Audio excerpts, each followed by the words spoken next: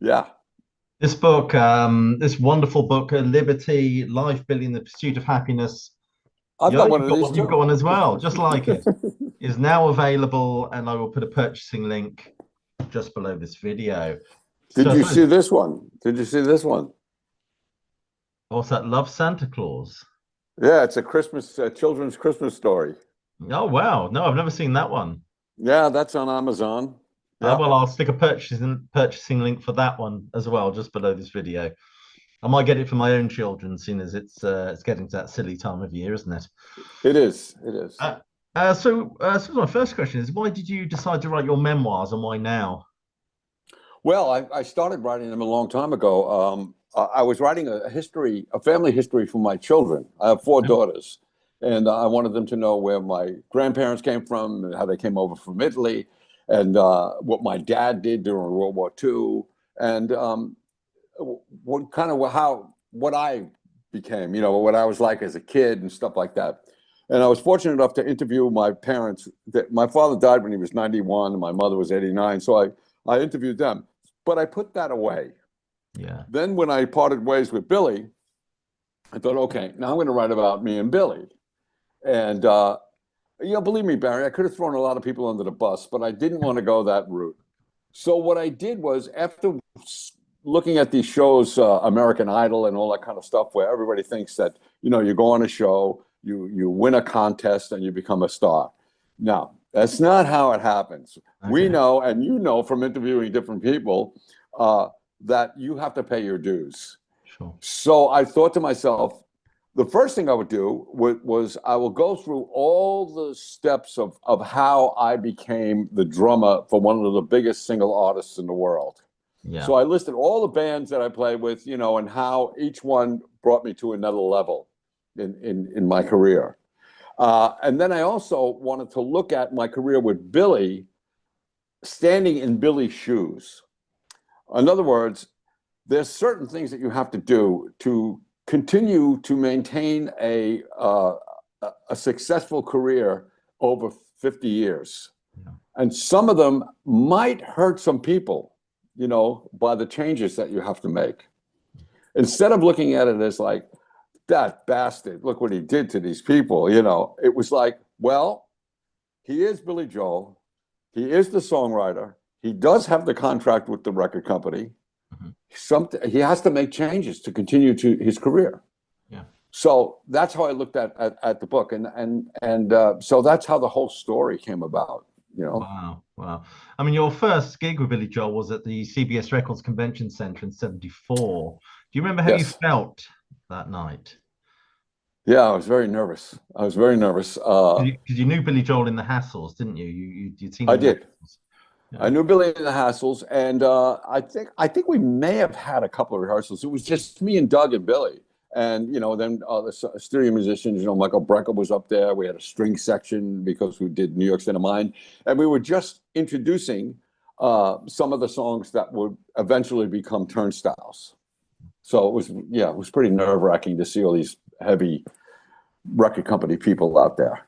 Yeah, I bet it was.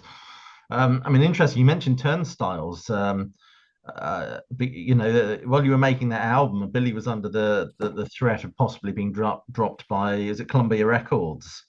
I'm just wondering, what was the atmosphere like when you Yes. were making that record? Well, making a Turnstiles, it was funny because Billy had Jim Guercio, who had produced Chicago and the Beach Boys Yeah. and people like that, and he also owned Caribou Ranch, where a lot of recording was done out there, and he was in the studio with Nigel Olsson and Dee Murray because they had left Elton. Yeah. So Billy being the piano player, Jim Guercio thought, oh, okay, I'll get these two guys. They play with the piano player anyway. So, but Billy hated it, and he fired Jim Guercio and came to Long Island and got me and Doug and went into Ultrasonic Studios, which was in Hempstead, Long Island, to record the album that became Turnstiles. Yeah. Which was really weird because then when he listened to the tracks back, he said, I need some guitar on this. And we had a band, Topper, me and Doug, and Russell Javors and Howard Emerson. Yeah. And so we said, we know guitar players. They came in, and that was it. Yeah. But that album bombed, you know. I mean, it gave him enough sales to have one more record that CBS said, okay, but this is it. Yeah, it had to be a good one in the next one. Had to be a good one. Had to be a good one. Had, you know, he had to have all the players in place. Yeah. You know, that was it. I mean, when he was in California, he was using studio musicians to make the records and a different band to go on the road with him. Yeah. Billy knew in his mind what he wanted. He wanted the same guys to record and go on the road. So when he got me and Doug, and then he had Russell and Howard, he had a band with the inclusion of Richie Cannata on the saxophone. Yeah. Yeah. Now he had the band that he wanted. He loved the band so much, and he felt so strongly about the band, that when he was searching for producers for the Stranger album, he got George Martin to come down. Yeah. And George Martin heard him, said, I'll produce you, but I want to use studio guys. And Billy said, no, love me, love my band. Yeah. And he turned him down. I know, that's something, isn't it? Well, I mean, he's hanging on a string with Columbia Records, and he tells George Martin, the producer of the time, no. Pretty impressive. I mean, I'm going back to Turnstiles. I'm just interested. Was Ronnie Spector ever aware of the Billy Joel song "Say Goodbye to Hollywood"? Because it's she actually recorded it with the E Street Band, actually. Bruce Springsteen's band. Yeah. It was good, and I played with Ronnie for a couple of years, and she actually did that song in her set, "Say Goodbye to Hollywood." She always said that Billy wrote it for her, but he really didn't. He wrote it in her style.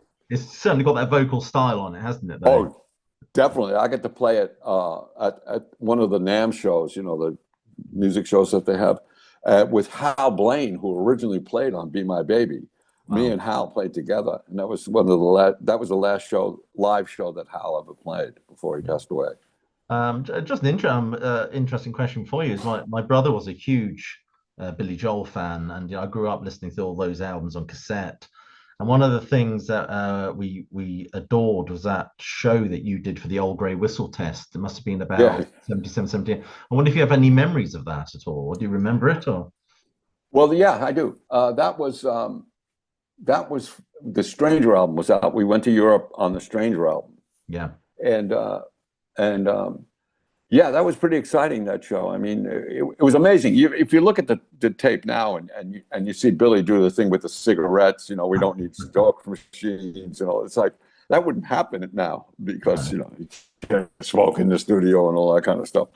No. But yeah, that was very exciting for us to be in England and Europe for the first time, and now being on this show that's a major show, you know.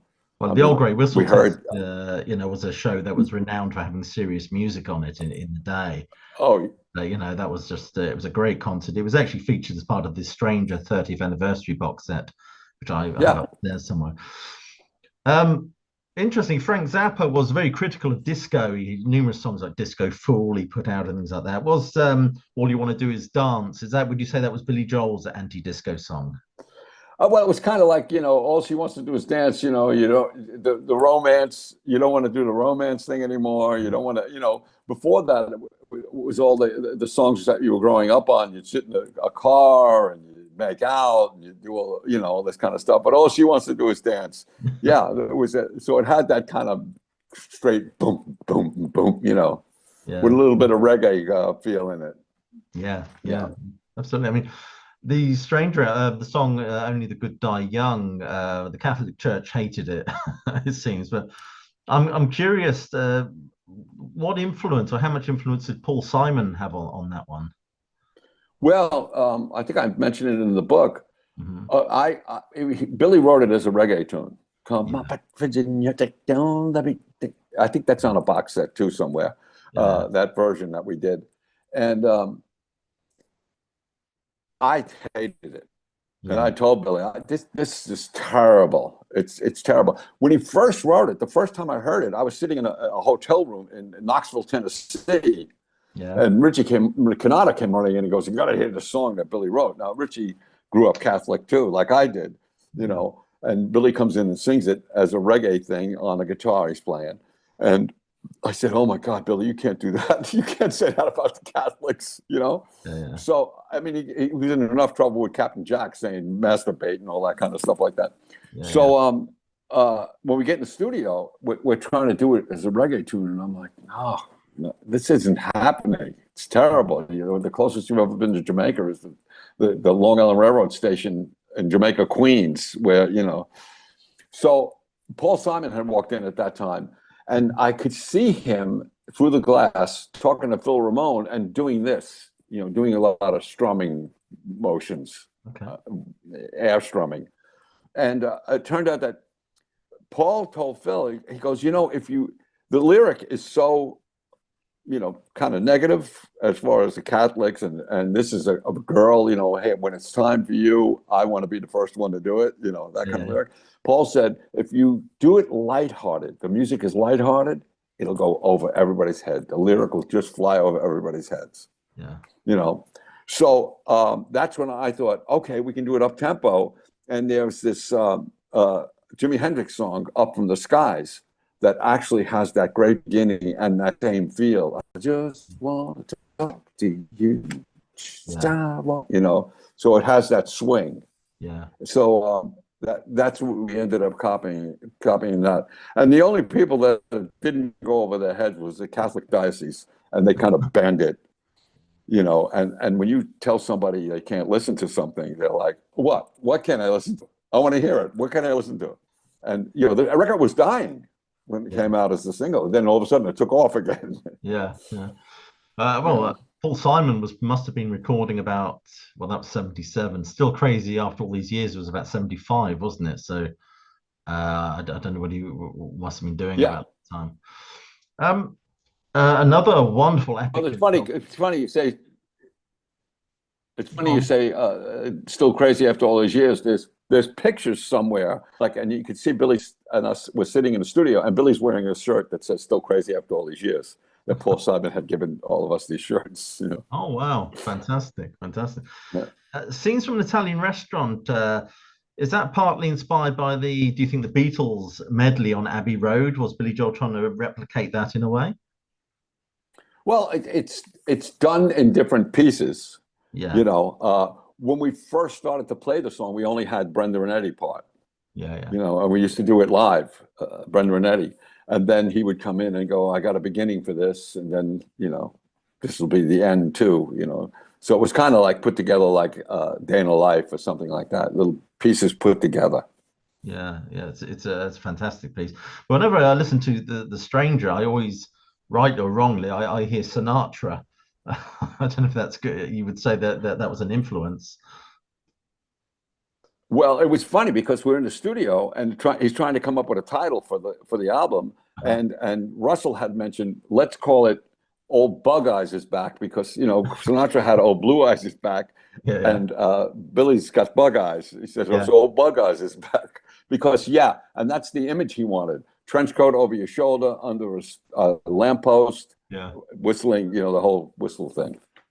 Because it adds a very sort of enigmatic feel to that song. I think it's fascinating. But although the Stranger's got a kind of a gospel feel to it, would you say that the jazz on 52nd Street might have been partly inspired by the fact that it was recorded at A&R Studios in New York? Might that have influenced the jazz on that album?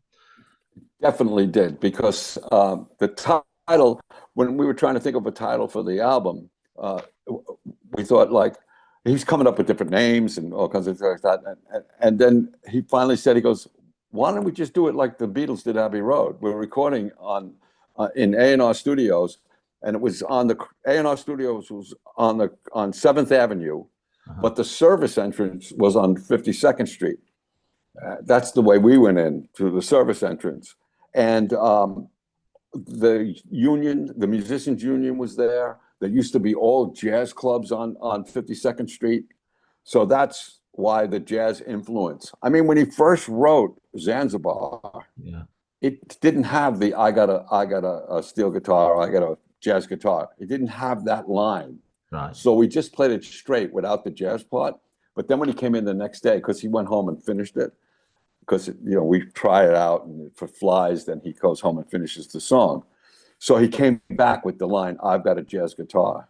And it was like, okay, now we can do a jazz break in it because now it fits with everything else that the album 52nd Street, 52nd Street with the jazz clubs, the Musicians Union, and this was back when you go to the Musicians Union and there's players there, like string players and bass players and drummers, and everybody just hanging out, waiting for their checks to come in, and they're just sitting around waiting for the checks to come in. Yeah, yeah. Yeah. I mean, 52nd Street is my favorite Billy Joel album, more so than the Stranger. I love Half a Mile Away, Stiletto, and one of my favorite songs on there is Until the Night. I must have played the vinyl of that song, which reminds me of the Righteous Brothers. That deep resonant voice that Billy has in that one is such a beautiful song. But it's 52nd Street, without a doubt, is my favorite Billy Joel album. So My Life, I mean, obviously My Life was on 52nd Street. What was it about that you disliked so much? I had, we were coming out of the disco thing, and Phil Ramone wanted me to play the straight bass drum. Yeah, yeah. And I remember telling Phil, I said to him, I said, I'm not going to play that straight bass drum.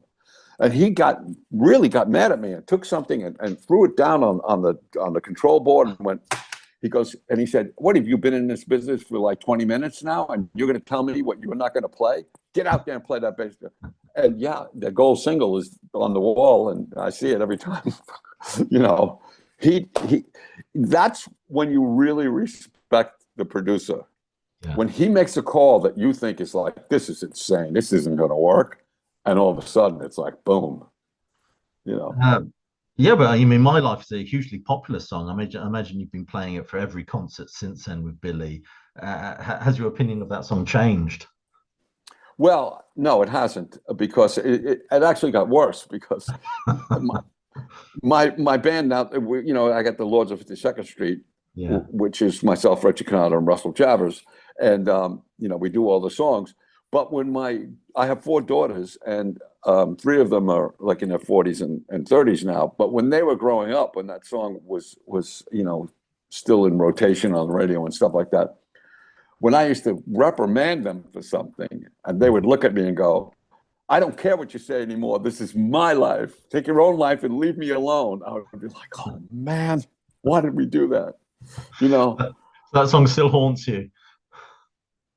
Yeah. That happens all the time with music. I remember being with the drummer in Nine Inch Nails.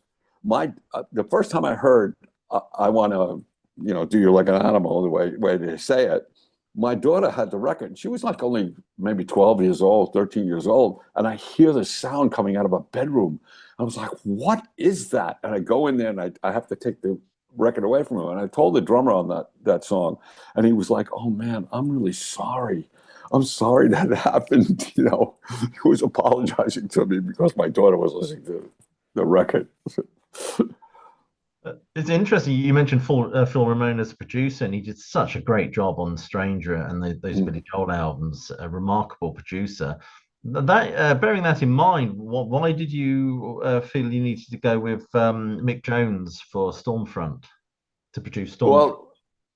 Well, the album before Stormfront was The Bridge, right? Yeah. The Bridge. We had gone to Russia and all that kind of stuff. The Bridge was very difficult to make. It was like pulling teeth. Mm-hmm. The thing that saved it was that there's guests on it: Ray Charles, Steve Winwood, Cyndi Lauper, different people. Yeah, different people are on that record, and so Billy thought, it's time for a change. I've changed everything up to there. Now I'm going to have a different band go in the studio with me, just taking a lib with me. He told me that we were backstage in Australia playing when the Russian album came out. We went Yeah. to Australia twice on the Bridge tour. We was for the Bridge album, and then when the Russian album came out, we went to Australia again, and we were sitting backstage, and he said, "What would you think if I went in the studio just with you and a whole new band?" So what can I say? I mean, I need to work. What am I gonna say? No. You must have felt bad for the other guys, though. Oh, I felt terrible for the other guys. They were my friends. Yeah. I've known Russell Jarvis since he was 15 years old. Yeah. So many years. And Doug, we were so tight together. He was my best man at 2 of my 3 weddings. Yeah. Talking about remarkable Billy Joel albums, and there's been a few. The Nylon Curtain. Why did you not include Elvis Presley Boulevard on that album? Was it just the couldn't get it on the album, or do you feel that it just didn't fit? No, I just think it just didn't fit on the record. I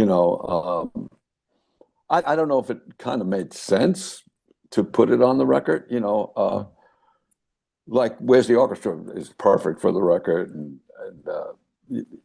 it was a shame that record got great reviews, but Yeah. it sold the least of all. Right. It was the most fun to make because Yeah.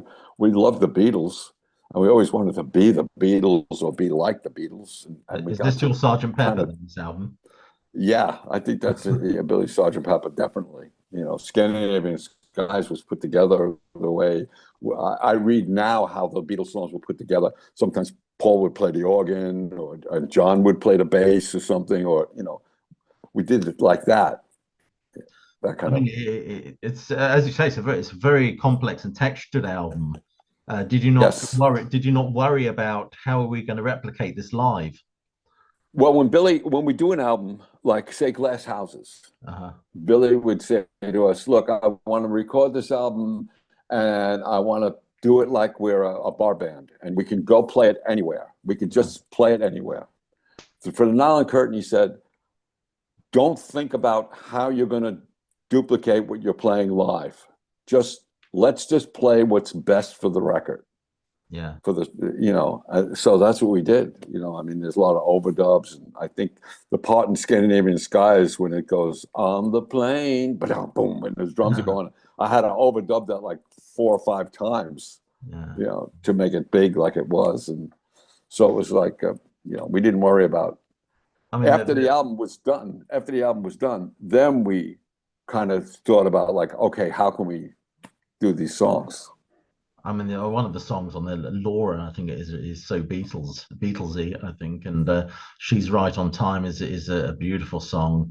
And of course, well, of course, the Elvis Presley Boulevard was actually the B-side to Allentown in the Yes. UK. I don't know if it was the same in the USA, but it's a remarkable album. There's no doubt about that. Glass Houses is a very rock and roll, feels to me a very rock and roll album. You've got the jazz influences on 52nd Street. The Stranger to me feels very soul and gospel infused. Does Billy Joel like to take a musical theme for specific albums? Does he work that way? Yeah. Well, he always changes, lanes when he's making a new album. I mean, Glass Houses was now. I remember we were on the 52nd Street tour. We're over in Europe, and I went to see this new band that was out, and they were called The Police.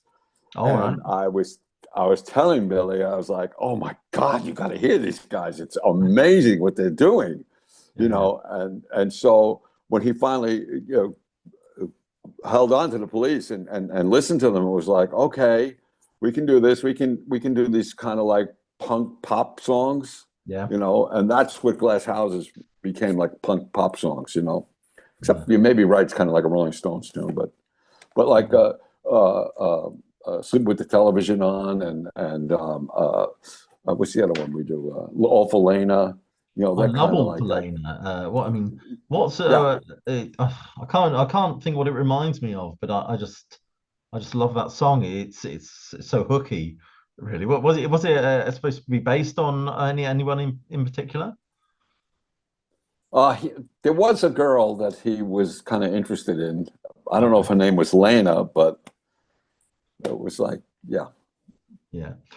How close did you come to that Jimi Hendrix sound in the song Shameless? In which one? Shameless? Shameless, yeah. I think you said in your book you were trying to tap into that Jimi Hendrix sound. How close do you think you achieved that with that one? Well, David Brown played guitar on that one. You Oh, know, okay. David Brown was in the band from 52nd Street up till when did he quit? He went to Russia with us. Yeah, he was on Stormfront too. Yeah, David was there till almost the end. But he plays that Hendrix kind of thing.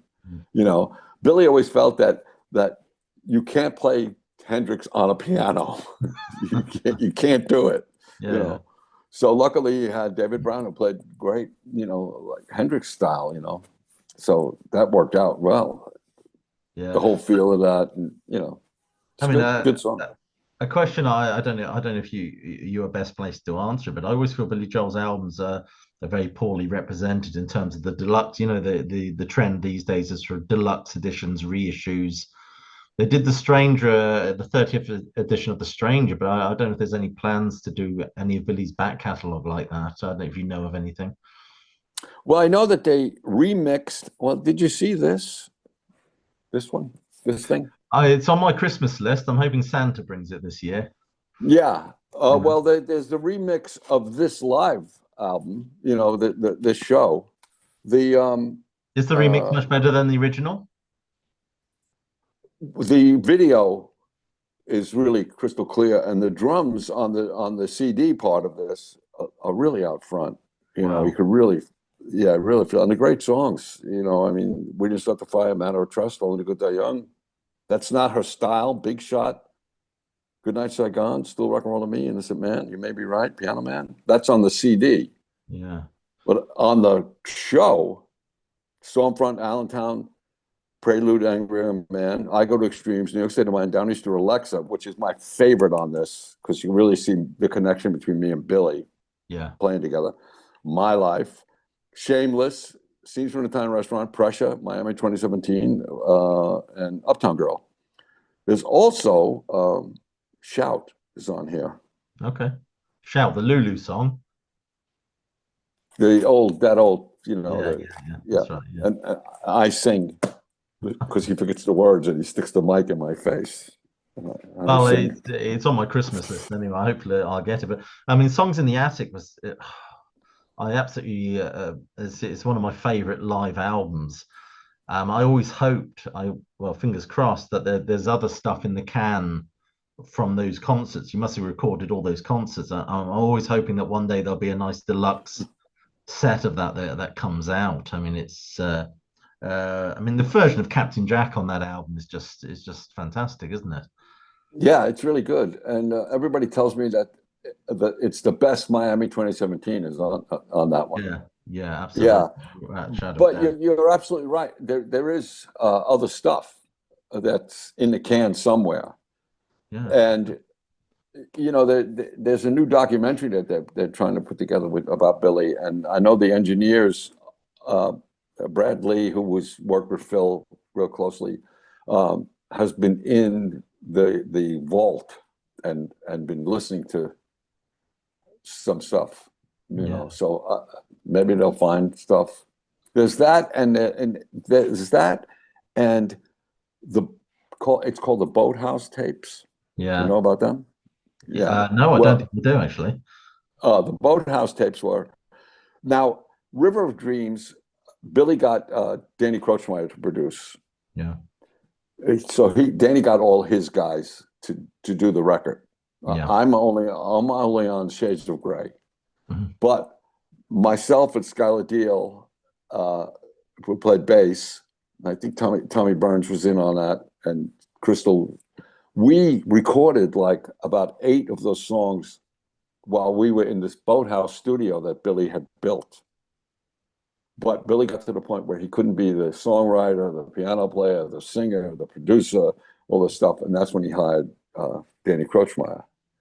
Yeah. So these songs are complete, like No Man's Land and Shades of Grey is the only one that made it on the River of Dreams album. Right. That's interesting. I mean, all Yeah. that stuff needs to come out, I think.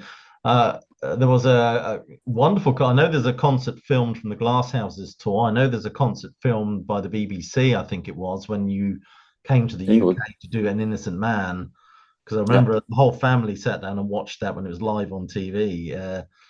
But you know, there's loads of stuff that could come out. But I mean, who are the Lords of 52nd Street? Is that kind of a tribute band, or what do you do there?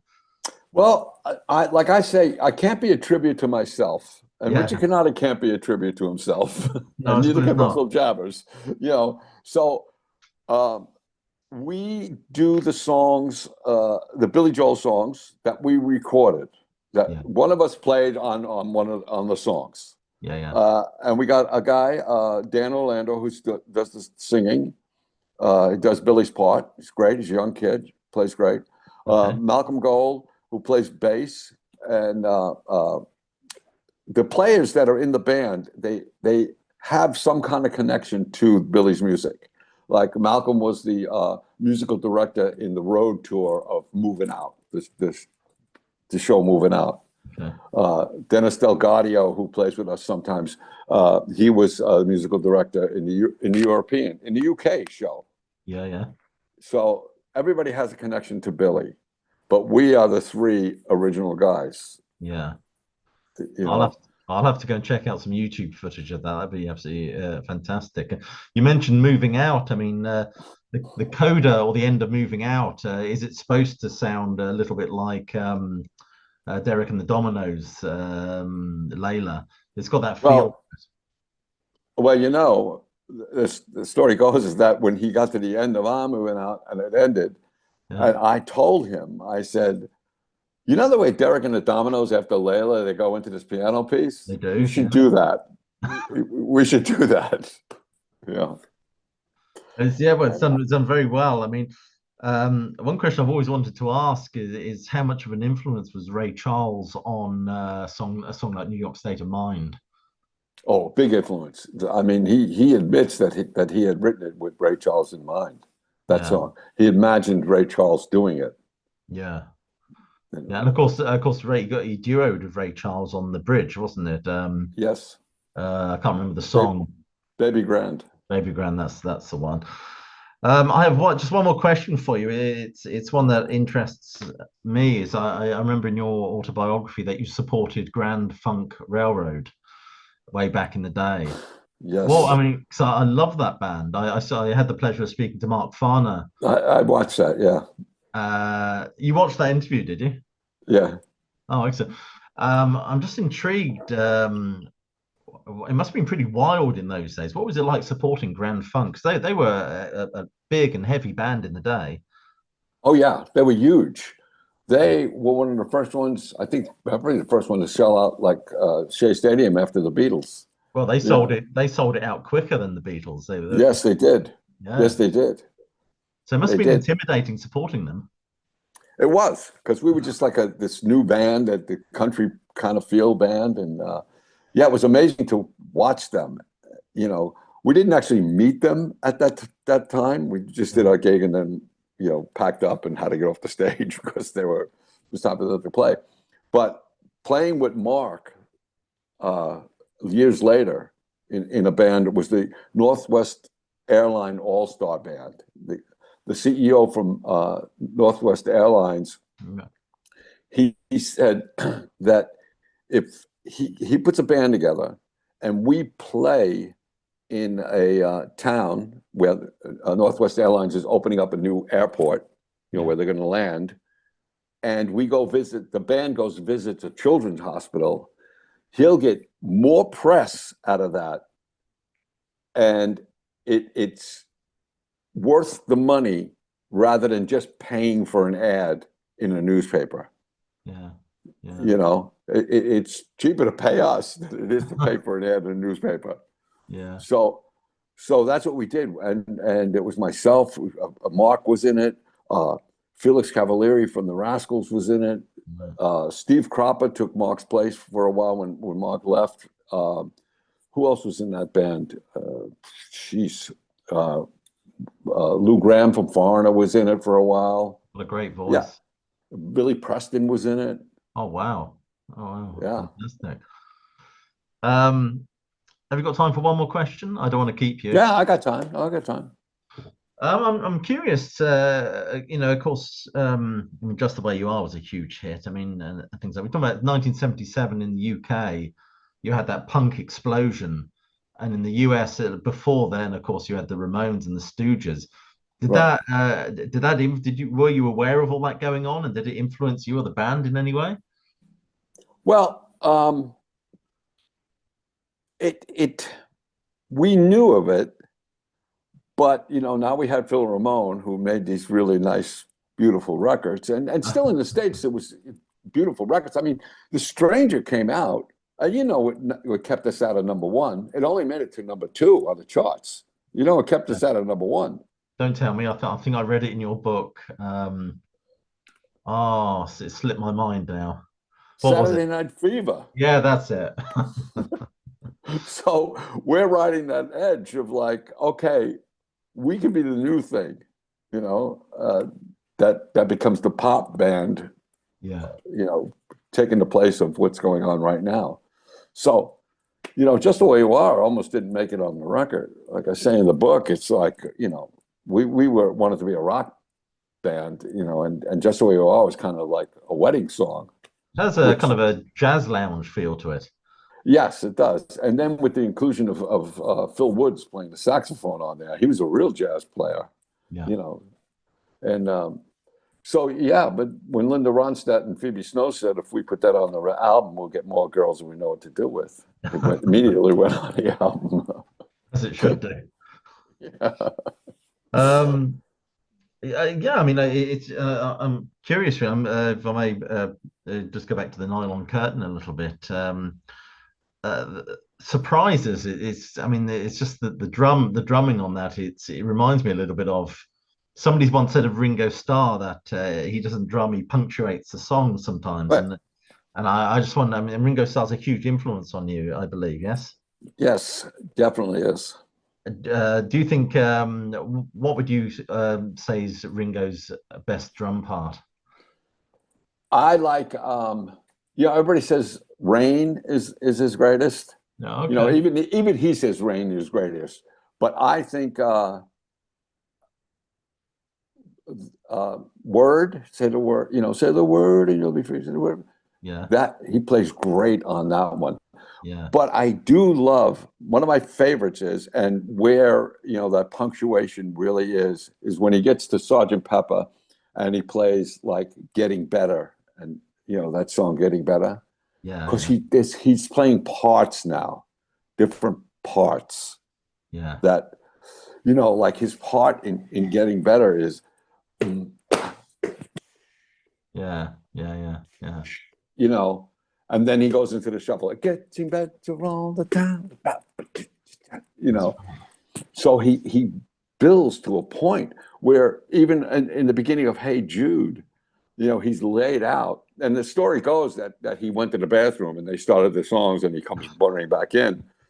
And his fill is amazing because it's like two bars. It's not just a one bar fill. It just doesn't go, bop, ba, da, ba, bum.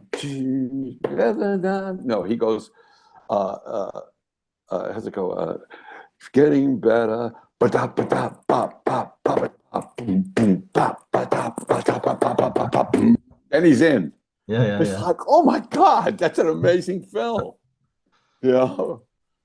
I mean, as a drummer, you talk about in the 70s, 60s, and 70s, some very what I would call powerhouse drummers. I mean, people like John Bonham and Keith Moon. What was your opinion of what, for example, those drummers, especially Keith Moon, what he was doing? Because he was just wild, wasn't he? Well, he became, uh, uh, what's his name, the guitar player? Pete Townsend. Pete Townsend, thank you. Sorry, Pete, just slipped my mind. But yeah, Pete Townsend didn't play solos, like Clapton plays solos. Pete Yeah. Townsend didn't play solos. So the soloist was Keith Moon, Yeah. who Yeah. was all over the place, Yeah. which was fantastic. I mean, half the time he never had a hi-hat. He Yeah. just was like all over the cymbals, and he was great. I mean, he he was to me what I guess a real rock drummer who's been just set loose Yeah. is, where John Bonham was, I believe that John Bonham is an R&B drummer that Uh-huh. was sitting behind a rock set because he plays very straight, like boom, ba, boom, ba, boom, Yeah. that kind of stuff, like R&B players, boom, ba, that's what I feel like what John Bonham was. Yeah. Out of interest, which album do you think is, in terms of the history of popular music, which album do you think is the most influential? Would it be the Elvis debut or Sergeant Pepper? Oh, geez. I th Well, I don't think Sergeant Pepper would have happened. Now, when you watch the documentary Get Back, Yeah. you can see that when they start to try to write songs and stuff, John Lennon always brings them back to the basics and Yeah. starts singing the old rock and roll songs. Yeah. Starts there, and then it builds into creating songs, Yeah. So having those roots, the Beatles having those roots was something to stand on and then go from there. So I can't really say that Sergeant Pepper was more of an influence because Elvis days was such an influence on the guys that created Sergeant Pepper. Yeah. The Beatles cite Elvis as a huge influence. Yeah, all that kind of stuff. Little Richard, I mean, Paul, Little Richard. Yeah. Absolutely. I'm Down is Little Richard. It could have been a Little Richard song. Yeah. It's interesting. James Brown said of Elvis Presley that Elvis Presley was just a hillbilly that discovered the blues. But Well, of course, he's more than that. He's more than that. But it's a funny quote, I think. it is a funny quote. People have funny quotes, like Pete Townsend when he says, "I never really liked Led Zeppelin, and it's a shame because they're really nice guys, but I just don't like them." Yeah. Interesting. I read the biography of John Fogerty because I love Creedence. Yeah. And he says Scotty Moore invented rock and roll guitar. To what extent would you agree with him? Well,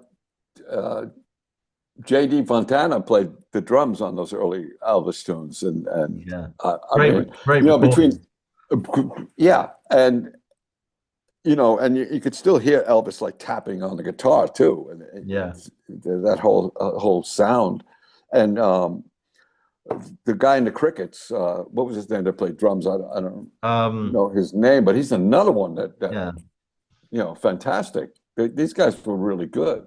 And then you get into like in America, we had Dion and the Belmonts and all that stuff. And Dion, we did the Wanderer, and this is when the jazz drummers started to morph into the rock drummers. Like yeah, Panama Francis was the guy that played, I think, on the Wanderer. yeah, yeah. And the swing that he has when he's playing. And half the time they're playing on paint buckets and stuff. The sound is just amazing. Gene Krupa was an impressive drummer as well. Very impressive. Yeah, I mean, you talk about who's the guy that plays on the Paul Simon song "50 Ways to Leave Your Love"? Steve Paul Gadd. Gadd. Steve Steve Gadd. Gadd. Yeah. He's a guy that just makes every song he plays on, he makes better. Yeah. And you talked about drummers, crossing over from jazz. I mean, Ginger Baker from Cream was Fantastic. originally a jazz drummer as well. Mitch Mitchell, Yes, Hendrix. yeah, absolutely. Well, Danny, another one, Danny Seraphine, Danny Seraphine from yeah, Chicago. yeah, Denny Sidewell from Wings. yeah, Fantastic jazz drummer. yeah. Plays jazz better than he plays rock and roll. Those early Chicago albums, especially when there was Chicago Transit Authority, those first two or three albums are absolutely fantastic. I think. Well, see, you take a guy like Danny, and Yeah, I believe that he did what he did by taking jazz and infusing it with rock and roll is the same thing like Stuart Copeland took reggae and infused it with rock and roll. Yeah, That's what they did. They made this new sound. they did. Yeah, I Yeah. remember the Police being really big when I was a kid. You know, they're always on the TV and things like that. Liberty, I could talk to you all evening, but I've got to get my kids to bed. It's quite late here now. Oh yeah. I want to thank you so much for doing this interview. Huge fan of Billy Joel and your drumming as well. I'll hold this book up again. Liberty, Life, Billy in the Pursuit of Happiness, which is available now. The link will be just below this video, so do go out and buy it. And So, I'll hold this book up again. Get it Love before Santa Christmas. Claus. Yeah. Who did the illustrations? Oh, somebody overseas. The publishers hired somebody to do it. It's really cool. I mean, you know, Santa Claus. I'll have to I'll get a copy for my kids this Christmas. Amazon. You can get it on Amazon. Yeah. Yeah.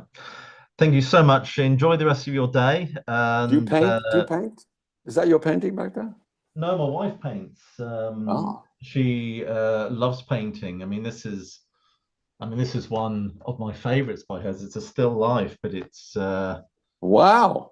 I don't know if you Great. can see that I can. properly. It's great. $2,000 and it's yours. Checks in the post. Yeah. Liberty. Yeah, my wife paints. It's you know, it's what she, you know, for me, my passion is music. Hers, you know, it's painting. She loses herself. Right. Absolutely. Thank you so much for doing this interview. Enjoy the rest of your day, and I hope you sell loads of copies of your wonderful memoirs. Well, thank you.